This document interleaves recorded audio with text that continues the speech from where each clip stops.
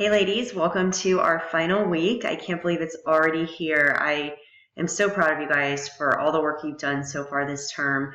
You have really shown great reflection and learning, and I know it's a lot, but hopefully you can see now sort of the method to the madness with front loading some of the content and then having you just apply it later.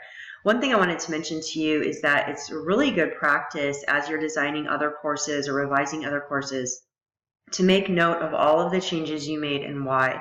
Number one, because you want to be able to refer to it later. But number two, as you continue to do that, it forces you to think about why something worked or didn't work so that you can more quickly work in the future. So for example, let's say that you attempted to apply the tab format but decided it didn't work because you had over 15 weeks in this or modules in that course.